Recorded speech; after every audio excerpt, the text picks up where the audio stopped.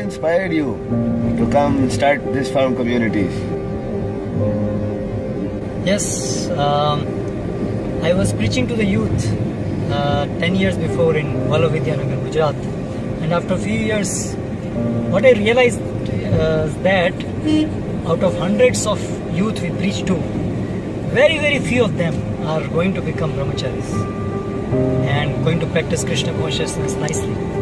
But rest of them, they leave that college and then they go to different cities, not able to get association of the devotees, and thereby get lost in Maya because of lack of devotee association, one thing, and second because of that intense working hours and that whole atmosphere.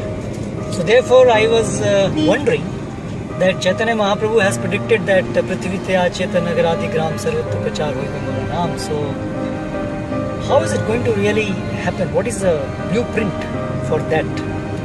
Where now we stand, we see very few people are joining full time. Full time they are in service of Krishna. But what about rest of them? Is it going to be like that only? Then how is the whole world is going to become Krishna conscious? So I could see there is a big gap in between. So what is the blueprint to reach that point? What Chaitanya predicted. So then I inquired His Holiness Bhakti Vikas Swami Maharaj. Then he said that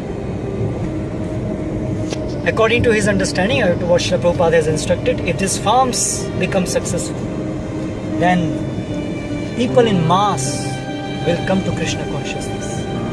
This was the first time I was hearing about this farm movement. Though I had read Prabhupada books to some extent, but I could not, it didn't click at that time.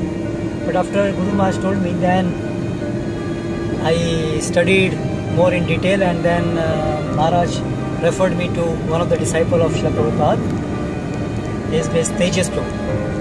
And then gradually I came to understand that Srila Prabhupada, that was his one of the important strategy in revolutionizing this whole world into Krishna consciousness, that for the mass we should start these farm communities, and where we can gradually establish the whole Varna system, Varnashram system, so that people of all the Varnas can join full time. Now what is happening, if you are only in the cities, and that means city temples are basically meant for only brahmacharis or sannyasis in majority, that is full time preachers, that means brahmanas. But what about the rest of people?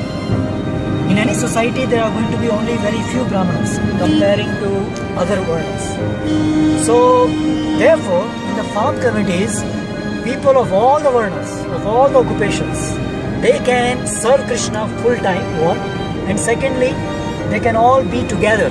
All devotees can be together, always in devotee association. No need to associate with non-devotees except for preaching. You don't associate with non-devotees at all, just mingle with them only for preaching. So this was a great insight, and then now I am gradually realizing myself how it is really so.